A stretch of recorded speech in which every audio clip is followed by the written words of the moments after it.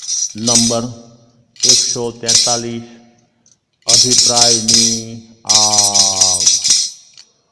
ગુરુદેવના શરણે આવી કસાય આધીન થઈ ગયું। અજ્ઞાનમાં અટવાઈને સંસારમાં ફેંકાઈ ગયું। અજ્ઞાનમાં અટવાઈને સંસારમાં ફેંકાઈ ગયો। સિંચંતી મુલ્લાઈ પૂર્ણભવસ્સ 10 વૈકાલિક સૂત્ર અધ્યયન 8મું ગાથા 4। કસાય ભવની પરંપરાને જોડવાનું કામ કરે છે। બાહ્ય નિમિત્તે તથા આંતરિક ઈચ્છા આશાઓના અસંતોષના કારણે જીવનમાં કસાયોની કાલીમાં જોવા મળે છે। ઈચ્છાઓ અસીમિત છે। ઈચ્છાઓની પૂર્તિ માટે જે પુણ્યોદયની આવશ્યકતા રહે છે તે પુણ્યોદય સીમિત છે। જો આશા ઈચ્છાઓ અને અપેક્ષાઓ સંતોષાતી નથી તો બાહ્ય નિમિત્ત રૂપ જીવ કે જળ વસ્તુ કે વ્યક્તિ ઉપર ક્રોધાવેશ આવી જાય છે।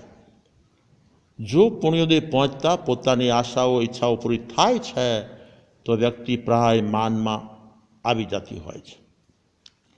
પોતાની જાતને હોશિયાર માનનાર વ્યક્તિ પોતાની આશાઓ ઈચ્છાઓ મુજબ કાર્યમાં સફળતા મેળવવા માટે માયાના સર્જન થાય એટલા કરી લેતા હોય છે। પૂતગલ પ્રત્યેનો પ્રેમ, રાગ, પ્રીતિ, પ્રકૃતિનો પ્રેમ, સ્વયંની ઈચ્છાઓને સારી માનવી, એની પકડ રાખવી, આ સર્વનો પ્રાય લોભમાં સમાવેશ થઈ જાય છે। અભિપ્રાય આગ લગાડે છે। વસ્તુ કે વ્યક્તિના ત્યાગ કરતાં પણ અભિપ્રાયનો ત્યાગ એ મહાન ત્યાગ છે।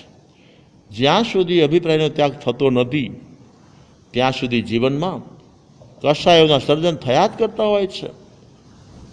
દ્રષ્ટાંત: પતિ વકીલ છે અને પત્ની ડૉક્ટર છે। સાંસારિક ગાડી ચલાવવા માટે જો જોડી બરોબર જામેલ હોય તો સંસારની સડક ઉપર જીવનની ગાડી બરોબર ચાલી શકે। જેમ સાયકલના બંને પૈડા બરોબર હોય તો ગતિ સુગમતાથી થઈ શકે, પરંતુ એક પૈડું સાયકલનું ને બીજું પૈડું ટ્રેક્ટરનું હોય તો જરૂર ગતિ કરવામાં અવરોધ તો આવે જ છે, વાંધો તો પડે જ છે। આ વકીલ અને ડૉક્ટરની જોડી જામવી મુશ્કેલ છે, કારણ કે એક પાસે વકીલનું ભેજું છે, બીજા પાસે ડૉક્ટરનું ભેજું છે। ભેજા ભટકાય તો ભડાકા થાય। સાયકલ અને ટ્રેક્ટરના ટાયરનું જોડું કજોડું કહેવાય। બંનેના લગ્ન થયા, 2, 5, 7 વર્ષો એમને એમ પસાર થઈ ગયા। એક દિવસ શ્રીમતીજીને શેખ ચડીના વિચાર શરૂ થયા। શ્રીમાન પાસે જઈને રજૂઆત કરે છે। શ્રીમતીજી બોલ્યા, સાંભળો છો, મારા બાળકને મારે ડૉક્ટર બનાવવો છે। શ્રીમાને સાફ સાફ ના પાડી, ના, વકીલ બનાવીએ તો જ સારું છે। શ્રીમતી કહે છે, ના, તમને કંઈ ખબર ના પડે, હાલમાં ડૉક્ટરોનો જમાનો છે, ડૉક્ટર બન્યા વગર સુખી થવાની આશા વ્યર્થ છે। શ્રીમાન કહે છે, દેવી, વકીલાતના ક્ષેત્રને જાણ્યા વગર આટલો બધો ઉતાવળો નિર્ણય શા માટે કરો છો?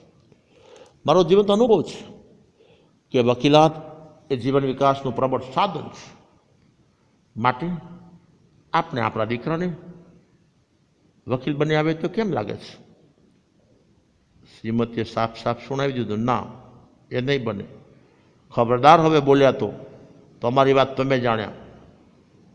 9 માસ ગર્ભાવાસમાં વજન અમારે વહન કરવાનું, પ્રસૂતિની પીડાના પોટલા સહન અમારે કરવાના, લાલન પાલન અમારે કરવાનું, અને અમારા દીકરા પર અમારો કોઈ અધિકાર જ નહીં। શ્રીમાન કહી રહ્યા, ચૂપ મરને, જેવો દીકરો તારો છે એવો મારોય પણ છે। જેટલો હક તને છે એટલો મને શું નથી? વકીલ બનાવવાની મારી ભાવના બરાબર છે। શ્રીમતી કહે છે, અહીં ઘરમાં તમારી વકીલાત બંધ કરો, તમારી વકીલાત કોર્ટમાં ચાલે, અહીં ઘરમાં નહીં, સમજ્યા ને? રાજી કરે રાજી રહે એવો જ આ સંસાર છે। ખોટી ખુશામતથી ભર્યો એ ઘોર નરકાગાર છે. ખોટી ખુશામતથી ભર્યો એ ઘોર નરકાગાર છે. હામાં હા ભળે તો સંસાર હરી જેવો લાગે, નામાં ના ભળે તો સંસાર નારાયણ જેવો લાગે. પરંતુ હામાં ના ભળે અને નામાં હા ભળે તો સંસાર નરકાગાર લાગે. ઘરની સ્ત્રી ઘર માટે દેવી સ્વરૂપ છે. નારી જ્યાં સુધી મર્યાદામાં રહે ને ત્યાં સુધી નારાયણ સ્વરૂપ છે. પરંતુ જ્યારે મર્યાદા મૂકે ને ત્યારે વિફરેલી વાગણ કરતાં પણ ખરાબ છે. હાની હા થતાં પરસ્પર જીવન જ્વાળાઓથી જલવા લાગી ગયું. કસાયની અગ્નિએ બંનેને અશાંત બનાવી દીધા. છેવટે દીકરાને ડૉક્ટર બનાવો કે વકીલ બનાવો, એનો ન્યાય મેળવવાને માટે કાળજાના બારણા કાચા લાગ્યા, કોર્ટના બારણા સાચા લાગ્યા. આ કેસ માટે કોર્ટમાં મુદત ઉપર મુદત પડતી ગઈ.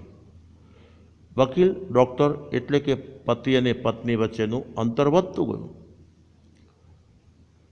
ક્રોધ શાન ભૂલાવે છે, ભાન ભૂલાવે છે, અનેકના દિલ તોડાવે છે.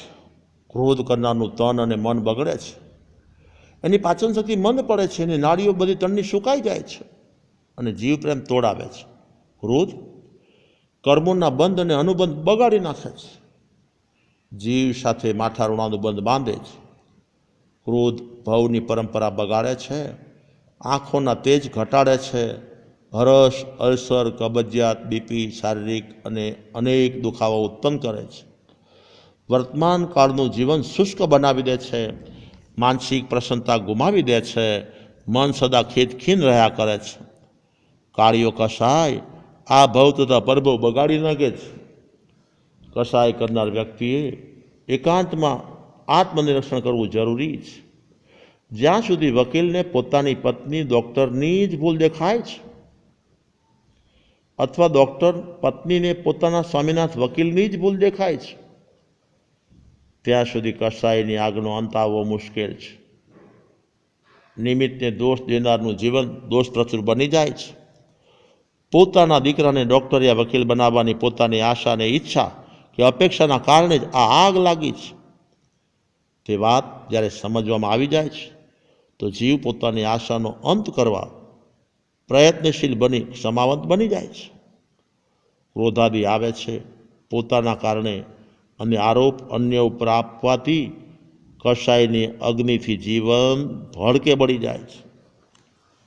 ન્યાયાધીશ જેવા ન્યાયાધીશ કહે છે પતિને પોતાના પુત્રને વકીલ બનાવવાની ભાવના છે, પત્નીને પોતાના પુત્રને ડૉક્ટર બનાવવાની ભાવના છે, તો પુત્રને પોતાને શું બનવાના ભાવ છે તે મારે જાણવું જરૂરી છે. માટે આવતીકાલે પુત્ર સાથે લઈને આવજો, જેથી સાચો ન્યાય આપી શકાય. પતિ અને પત્ની એકી સાથે બોલે છે, અમારો પુત્ર છે જ ક્યાં? જે વસ્તુ કે વ્યક્તિ માટે ક્લેશ કરીએ છીએ એ તાત્વિક દ્રષ્ટિ આપણી છે જ નહીં. આંખ મીચાતા બધું મૂકીને મરી જવાનું છે, છતાં આ આત્મા મિથ્યા અભિપ્રાયની આગમાં બળીને જીવન ખાખને રાખ બનાવી રહેલ છે. ધિક્કાર છે આ અજ્ઞાન અવસ્થાને. અજ્ઞાન જીવનને સળગાવે છે, જ્ઞાન જીવનને શણગારે છે. બસ આજે આટલું જ. ધ્રાંગધ્રામ સંવત 2056 ચૈત્રવદી બીજ ગુરુવાર તારીખ 20/4/2000.